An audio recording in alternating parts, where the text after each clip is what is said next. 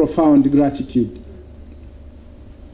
Excellencies, ladies and gentlemen, I feel passionate about socioeconomic transformation of Tanzania. I grew up amidst poverty in what is now the newly established district of Buhigwe, which I translated is the land of joy in Kigoma region.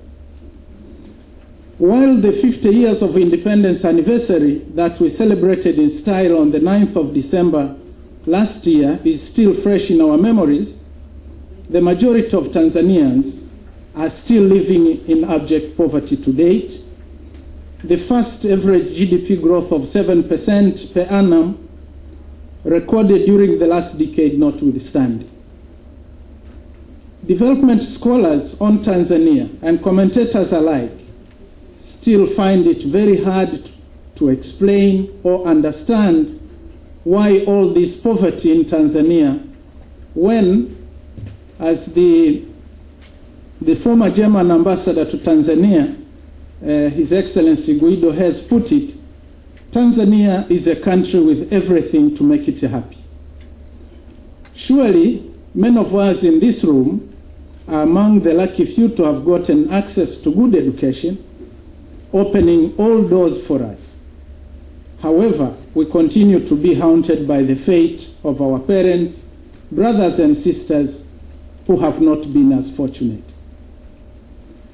Excellencies, ladies and gentlemen, the good news is that of recent, independent analysts and multilateral institutions have documented that Tanzania has joined the rank of African countries in transition.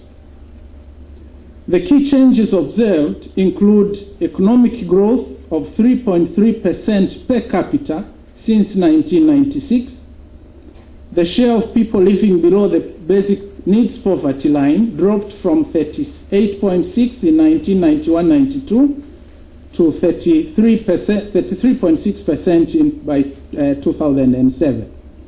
Trade and investment have increased, and financial returns on investment are much higher.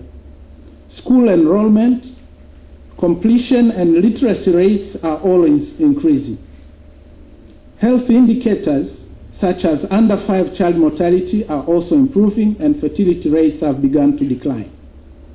And interested readers are referred to a piece of work by the fund in 2009. It's called Tanzania, the Story of an African Transition.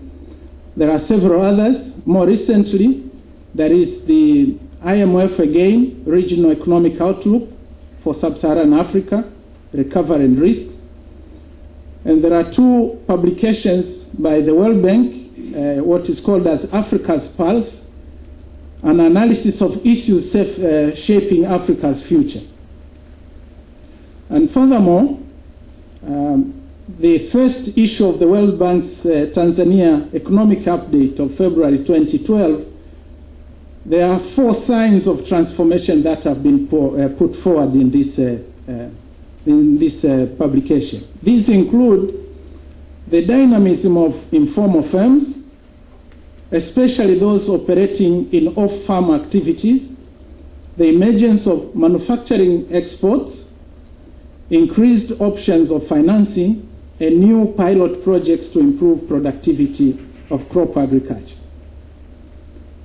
Ladies and gentlemen, that said, there have also been voices and analytic work questioning whether Tanzania is indeed a success story and suggest that the claim may be premature.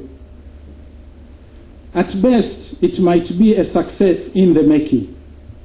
In a recent paper of this year titled, "Is Tanzania a Success Story?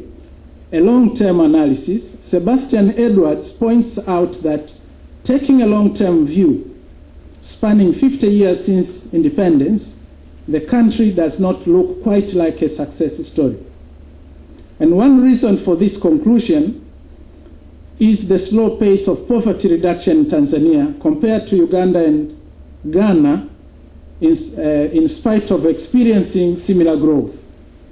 In the latter 2 countries, poverty headcount fell by 25 and 23 percentage points respectively between 1991 and 2007, contrasted to only 2.4% decline in the case of Tanzania. Distinguished participants, I wish now to begin the gist of this keynote address with concluding remarks.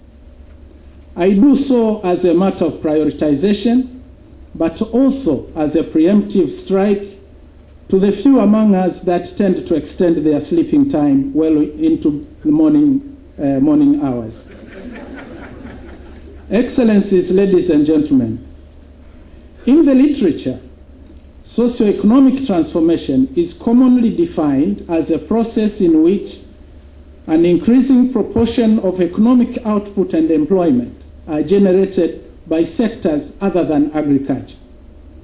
If I use more words, the process connotes the shift from agricultural-based societies to urban, industrial, and service-based economies with sustained high GDP growth rates, which, combined with a reduction of the population growth rate resulting from an increase in education, increases GDP per capita. Economists call this the demographic dividend, which in turn reduces poverty in those countries. It is crucial to point out that successful socioeconomic transformation entails two fundamental changes. The first fundamental change is the way a country does its business. This means changing the modus operandi from business as usual to business unusual. And secondly, it means changing the character of the country in terms of its qualities and features which make it different from other countries. In very simple terms, successful transformation of a country like Tanzania must be such that it increases prosperity considerably, and in that way it reduces poverty. Excellencies and distinguished participants, what does it take for socioeconomic transformation in Tanzania to be successful?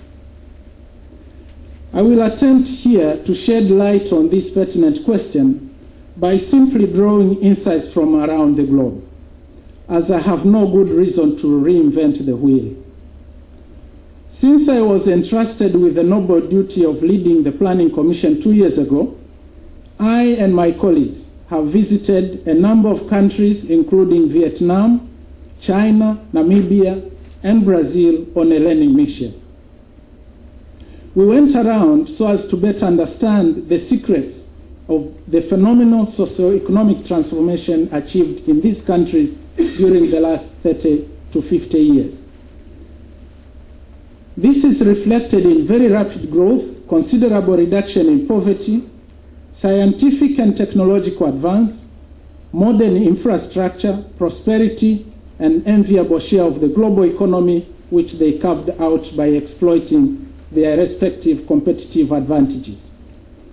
We have also been reading extensively the economic history of this and many other countries, including